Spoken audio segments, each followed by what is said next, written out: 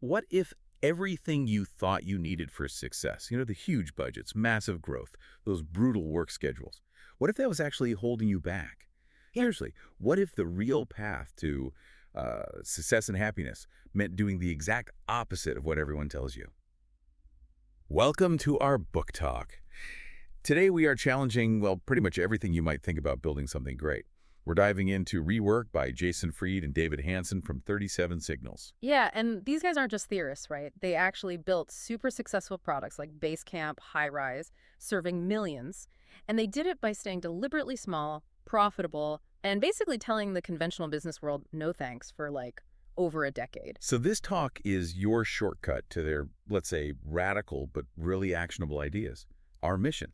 Pull out the core insights on how you can build something meaningful, truly on your own terms. And we're starting by just tossing out the old rule book. Yeah, let's get into it. The very first thing they demolish is that classic criticism you always hear, oh, that would never work in the real world. Oh yeah, you hear that constantly. Anytime someone has a fresh take, like no VC funding or a 4-day week, the critics just line up saying it's naive. So what's the comeback? The comeback is blunt. The real world isn't a place, it's an excuse. It's, just a reason to stick with the status quo, to avoid trying something different, even if the old way isn't working great. And 37 Signals is kind of living proof. Millions of users, teams spread across continents, no debt, all because they ignored that real-world noise. That's pretty validating. Like if people are saying your idea is too out there, maybe you're actually onto something good. Okay, let's hit the next piece of standard advice they challenge. This one is drilled into everyone. The failure myth. Fail early, fail often. Like failure is some kind of badge of honor you need. Right, but what do they say about that? They basically say learning from mistakes is, well, overrated. Seriously. Think about it. When you fail, you mostly just learn what not to do. It doesn't actually tell you what to do next time. Hang on. That feels risky, doesn't it? I mean, isn't iteration, trying and failing, kind of core to innovation? That sounds really counterintuitive. It does sound counterintuitive, I get that. But their point, and they actually back this up, cite a Harvard study, is that you should focus on learning from success. Success gives you a working model, something you can actually repeat or build on. The study found entrepreneurs who'd already succeeded had a 34% chance of succeeding again, those who'd failed before. Only 23%. Wow. Which is the same rate as people trying for the first time. So success, not failure, is the experience that actually gives you an edge. That's a really stunning statistic. It completely flips that whole glorify failure narrative. Okay, so success is the real teacher. That leads right into the third sacred cow they tackle. Big, detailed business plans. Do we really need that 50-page, 5-year forecast? Only if you enjoy writing fiction. They argue long-term planning is mostly guesswork anyway. You're trying to predict markets, competitors, the economy, things way outside your control. So they say, stop calling them plans, call them business guesses. Business guesses. I like that. It feels more honest, takes the pressure off trying to predict the unpredictable.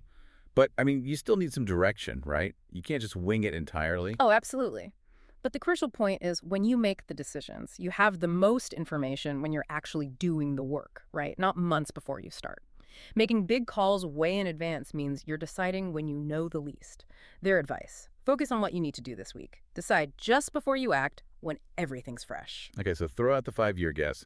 Focus on the immediate next steps. Yeah. That definitely makes starting something feel less, overwhelming. And this brings us nicely into execution, into actually doing stuff. They talk about being a starter. Exactly. They actually suggest we should, retire the word entrepreneur. Really? Because it's gotten loaded with all this baggage, right? It sounds exclusive, like you need an MBA or tons of cash or this massive appetite for risk. Yeah, it can feel intimidating. So if not entrepreneur, what's the alternative? Just starter. Simple. Anyone can start something. You need an idea, sure, a bit of confidence, and that initial push. That's it. And this connects directly to their advice on where ideas come from. Scratch your own itch. Ah, yes. Solve your own problem first. Why is that so powerful? Because it shortcuts all the guesswork. You don't need market research, focus groups, none of that. You have the problem, so you build the solution for you. You know instantly if it's good because you're the first customer. It's the classic inventor story, isn't it? Yeah. Like James Dyson being annoyed by his vacuum losing suction. Exactly. And boom, the bagless vacuum, or Bill Bowerman wanting better shoes for his runners, pouring rubber in a waffle iron. And creating the Nike waffle sole. They felt the pain point themselves, solved it, and discovered tons of other people needed it too. Precisely. Now, related to starting, what about resources? Usually, we see lack of time or money as huge problems. Yeah, major roadblocks. But Rework flips that too, right? They Mm. say embrace constraints. They do. Constraints are advantages in disguise. They force you to be creative, to cut out the fluff. If you have endless time and money, you tend to overbuild, add features nobody needs, luxuries. Okay, but let's be real. If I've only got, say, 5 hours a week for my side hustle, that feels like a massive disadvantage compared to some funded startup. It feels like it, totally. But those 5 hours force you to be laser focused on what truly matters, what's absolutely essential. Think about constraints in art, like Shakespeare writing sonnets. The strict form didn't limit him, it arguably pushed his creativity. Less forces you to do more with what you have. And that focus leads to one of my favorite rules from the book. Build half a product, not a half-assed product. Yes. So much better to have one or two features that are absolutely amazing, truly kick-ass, than 10 features that are just meh. Trying to do everything means you probably do nothing particularly well. Find the core, nail it, and ignore the rest for now. They even applied this to the book itself. Cut it down massively between drafts, from like 57,000 words to 27,000, just to keep it sharp and potent. That's ruthless editing. Okay, this whole philosophy totally reframes productivity. Which brings us to the next big topic, the culture of overwork. We celebrate the hustle, the grind, right? But Rework just calls workaholism stupid, straight up. Absolutely stupid. Because workaholics aren't usually more productive, they're often just inefficient. They're throwing sheer hours, brute force at problems instead of finding smarter, simpler, more elegant solutions. But wait a second. If I'm in a tough market, against competitors who are working 80-hour weeks, funded by VCs, don't I kind of have to grind just to stay in the game? Is this advice realistic for everyone? That's a fair question. But are you competing on hours logged or on cleverness? The book argues the goal isn't to win the burnout competition. Workaholics crash. They hurt team morale. They often over-engineer things. The real hero isn't the martyr staying till midnight. It's the person who found a brilliant shortcut, got the same or better result, and, went home at 5 p.m. Okay, so efficiency over sheer hours. If long hours aren't the answer, why do so many of us feel like we only get real focused work done super early or late at night? Short answer, interruptions. During the normal workday, it's death by 1,000 cuts, right? Mm. Emails, Slack pings, meetings, people stopping by. You can't get into deep, meaningful work if you're constantly being pulled out of it.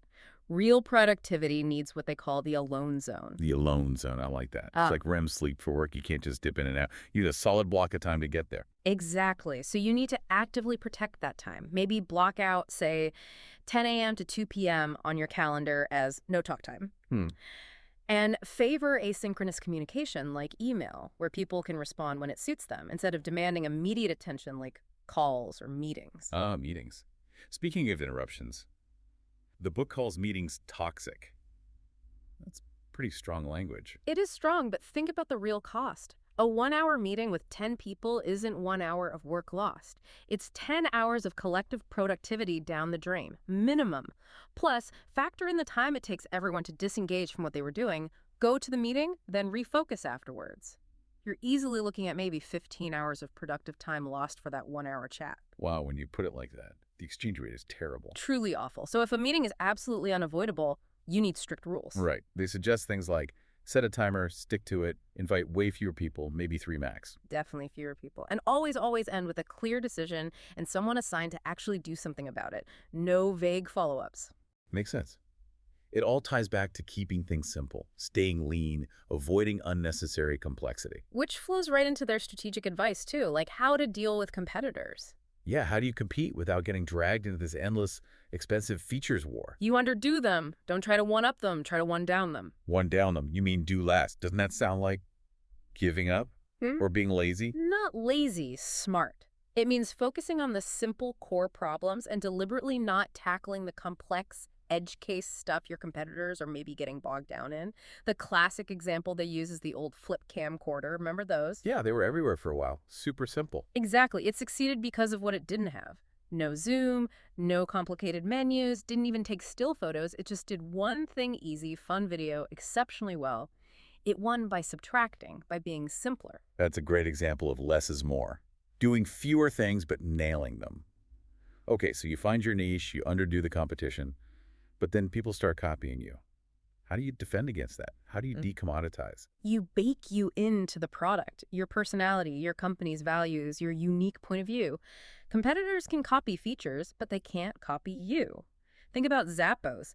They sell shoes, you can buy shoes anywhere. But their thing is obsessive customer service that's built into their DNA. New hires, even execs, start in customer service. That's their defensible edge. Or like that farm they mentioned, Polyface Farm. They sell meat, but what they're really selling is a philosophy about food, about farming. Big Ag can't just copy that belief system. Exactly right. When your values and your way of doing things are part of the offering, it's much harder to replicate. And this philosophy extends to who you hire, especially if you want to stay small and effective. You need to hire managers of one. Managers of one. Okay, what does that mean exactly? How do you spot one? It means hiring people who don't need constant managing. They can take a goal, figure out the steps, do the work, and report back when it's done. They're self-starters, they're proactive, they don't need hand-holding, they manage themselves, which frees everyone else up. That sounds ideal for a lean team. Less overhead, more getting stuff done. And they had one other hiring tip that seemed kind of specific but really important, regardless of the job title. Oh yeah, always hire the best writer. Doesn't matter if it's for sales, design, programming, whatever. Why writing specifically? Because clear writing comes from clear thinking. Good writers know how to structure ideas, what to leave out, how to communicate effectively and empathetically. In today's world, so much relies on written communication, emails, documentation, website copy, internal comms. Clear writing is just fundamental for getting ideas across well. That makes a ton of sense. Clear writing equals clear thinking. Okay, so we've covered a lot: rejecting the real world, learning from success, not failure, ditching long plans, scratching your own itch, embracing constraints. Building half a product, avoiding workaholism, killing meetings, underdoing competitors, making you the differentiator, hiring self-managers. Yeah, it's a whole different way of looking at building a business and, well, finding success and happiness in it. It's about starting lean, staying lean, making decisions just in time. Decisions are temporary anyway, right? Solve today's problems today. Don't over-engineer for a future you haven't reached yet. But there's one last piece of advice, maybe the most critical one for actually getting started. Right, the ultimate productivity multiplier. Inspiration is perishable. That's the one. Inspiration is like fresh milk or fruit. It has an expiration date. You can't just put a great idea on the shelf and think, oh, I'll get to that in a few months when things calm down. Because that initial spark, that energy you feel when you're genuinely inspired, it's incredibly powerful, but it fades. Totally. The book says when you're truly inspired, you can blast through maybe 2 weeks worth of normal work in just 24 hours. It's like a superpower, but it doesn't last. You have to seize it. Yep. That energy won't wait for the perfect time. Exactly. That urgency, acting now when you feel that pull, that's what separates the starters from the someday maybe crowd.